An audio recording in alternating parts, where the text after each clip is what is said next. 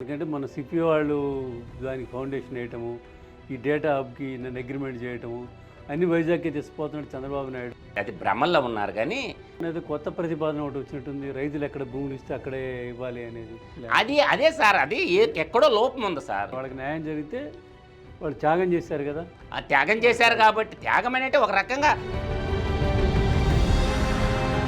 కానీ అమరావతి ఏదో అవుతుందనే ఆందోళన మాత్రం ఎవరికి అక్కర్లేదంటావు.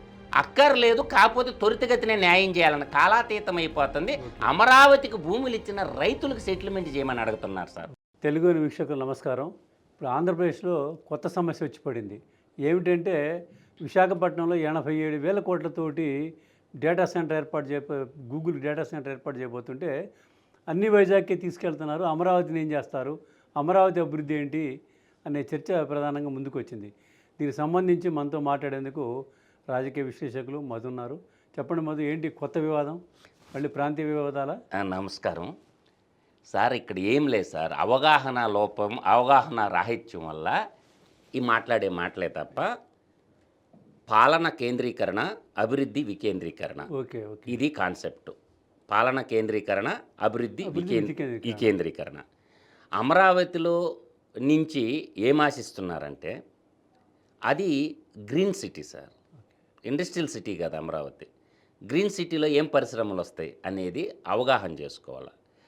జ్ఞానవంతుల యొక్క ధాన్య కటకాన్ని జ్ఞానవంతుల ధాన్య కటకంగా మారబోతుంది. అది అంటే ఆల్ కైండ్ ఆఫ్ యూనివర్సిటీస్ని అక్కడ మన అమరావతిలో నెలకొల్పుతారు. విద్యా వైద్య సంస్థలు, విద్యకు సంబంధించి అదొక concept. All kind of education, విద్యా వ్యవస్థని అక్కడ నెలకొల్పి అది ఒక విద్యా సిటీగా, ధాన్య కటకం కాస్త జ్ఞాన సిటీగా మారబోతుంది.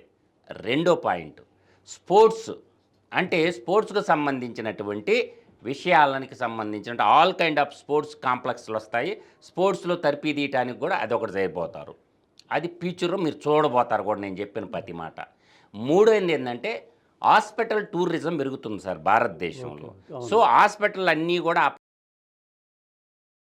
దానికి తార్కాణం అక్కడ హాస్పిటల్ టూరిజం ఏర్పాటు చేసుకొని ఇంటర్నేషనల్ కనెక్టివిటీ. ఈ మధ్య బాబు గారు ఒక మాట చెప్పాడు కదా, నూతన ఇంటర్నేషనల్ ఎయిర్పోర్ట్ కావాలా, ఒక 5,000 ఎకరాల కట్టాలి అమరావతిలో అనుకున్నారు కదా. మేజర్గా అయితే ఈ పరిపాలనకు సంబంధించినటువంటి హైకోర్టు అయితేనేమి, సచివాలయం అయితేనేమి, ఇవన్నీ నిర్మాణం జరుగుతాయి. అవి మామూలుగా ఏంటంటే అడ్మినిస్ట్రేషన్ ఫంక్షనల్ అడ్మినిస్ట్రేషన్కి సంబంధించిన గవర్నర్ బిల్డింగ్ అయితేనేమి, సీఎం ఇల్లు అయితేనేమి, హైకోర్టు అయితేనేమి, ఇవన్నీ పరిపాలన సచివాలయం అన్నీ. ఇప్పుడు అందువల్ల ఏంటంటే ఇట్లా ఏదైతే ఉందో వైద్య సిటీకి సంబంధించిన హాస్పిటల్ రంగం వస్తుంది. ఇంకొకటేమో విద్యానగరంగా యూనివర్సిటీలు వస్తాయి. ఇంకొకటి మనం చెప్పి స్పోర్ట్స్ సిటీ తయారైపోద్ది, అడ్మినిస్ట్రేషన్ బిల్డింగ్లు ఏర్పడుద్ది. మేజర్గా అయితే ఇది మాత్రం ఖచ్చితంగా అవుతాయి సార్ అమరావతిలో. అంటే గ్రీన్ సిటీగా ఉండాలంటే స్మూత్గా ఉండేటటువంటి వ్యవస్థలు ఏర్పాటు చేసుకోవాలన్నమాట. అందువల్ల ఏంటంటే వీళ్ళ బాధ ఏంటంటే అంతా వైజాగ్కే పోతున్నాయి, మనకేం రాలేదని ఒక ఆవేదన తప్ప ఏం లేదు సార్. ఎందుకంటే మన సిపి వాళ్ళు దానికి ఫౌండేషన్ వేయటము, ఈ డేటా హబ్కి నన్ను అగ్రిమెంట్ చేయటము అన్ని వైజాగ్కి తెచ్చిపోతున్నాడు చంద్రబాబు నాయుడు.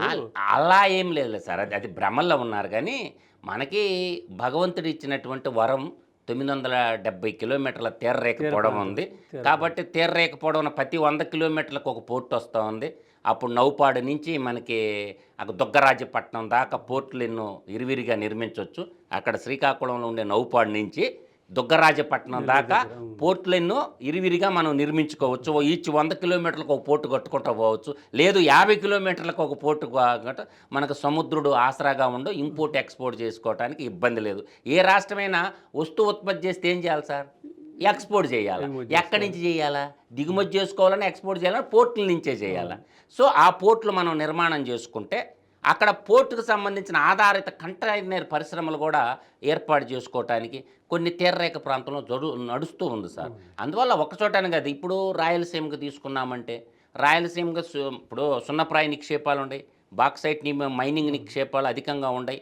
తర్వాత కార్ల పరిశ్రమ అభివృద్ధి ఆటోమొబైల్ రంగం అభివృద్ధి చెందుతుంది, రెన్యూబుల్ ఎనర్జీ పరిశ్రమ రాయలసీమలో అభివృద్ధి చెందుతుంది, డ్రోన్ టెక్నాలజీ రాయలసీమలో అభివృద్ధి చెందుతుంది. అదే renewable energy one kind of part sir solar energy అంటేను. ఇప్పుడు ఫోటోవాల్టిక్ సీట్స్ మ్యానుఫ్యాక్చరింగ్ చేయాలా, అది మన ఆంధ్రప్రదేశ్కి రాబోతుంది. అది ప్రకాశం జిల్లాలోనే ఏర్పాటు కాబోతుంది. అంటే ఈ సోలార్ ప్యానల్స్ తయారు చేసే పరిశ్రమ కూడా, ఎందుకంటే క్వాడ్జి నిక్షేపాలు నెల్లూరు జిల్లాలో అధికంగా ఉండే కాబట్టి నెల్లూరు ఎంపీ గారు ఏమిరెడ్డి ప్రభాకర్ రెడ్డి గారు చైనా నుంచి ఆ టెక్నాలజీ తెచ్చి ఇక్కడ ఫోటోవాల్ సీట్స్ ఇక్కడే మన దగ్గర రా మెటీరియల్ ఉంది కాబట్టి ఇక్కడే తయారు చేద్దాము ఫోటోవాల్ సీట్స్ అని, అంటే మన దగ్గరే ప్రొడక్షన్ ఉంటుంది అని చెప్పి అట్లా అభివృద్ధి బీడీఎల్ తీసుకున్నారు, ప్రకాశం జిల్లాని తీసుకుంటున్నారు. మన బీపీసీఎల్ రిఫైనరీ పెట్రోల్ రిఫైనరీకి వచ్చేసరికి ప్రకాశం జిల్లాకి, అంటే ఒక పోర్ట్లు అయితేనేమో మన పెట్రోకెమికల్ క్యారిడార్ అయితేనేమో ఏ రకంగా తీసుకున్నా కూడా రాష్ట్రం సర్వతోముఖాభివృద్ధి దృష్టిగా అడుగులేస్తుంది సార్. ఇప్పుడు కళింగాంధ్ర తీసుకుందాం. ఈ కళింగాంధ్రాకి గేట్వే ఏంది విశాఖపట్నం, భీమునిపట్నం. కళింగాంధ్రాకి గేట్వే విశాఖపట్నం అయితే దానికి భీమునిపట్నం విశాఖపట్నం మధ్యలో ఇవాళ ఇంటర్నేషనల్ ఎయిర్పోర్ట్ వచ్చింది. తర్వాత నీకు గూగుల్ డేటా సెంటర్ వచ్చినా 6000 మెగావాట్లు వచ్చినా కూడా ఒకవైపు ఆర్టిఫిషియల్ ఇంటెలిజెన్స్ కానీ ఇంకోటి ఫార్మా సెక్టర్ అంతా కళింగాంధ్రాలోనే ఉంది కదా సార్.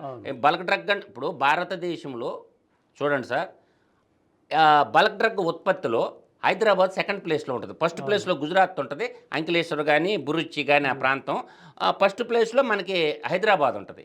ఆ ప్లేస్ని మనం ఆక్యుపై చేయాలంటే ఏం చేయాలా, అక్కడ ఇన్ఫ్రాస్ట్రక్చర్ క్రియేట్ చేసుకొని బల్క్ డ్రగ్ పరిశ్రమ ఫార్మా పరిశ్రమ అంతా వాళ్ళకే వస్తుంది.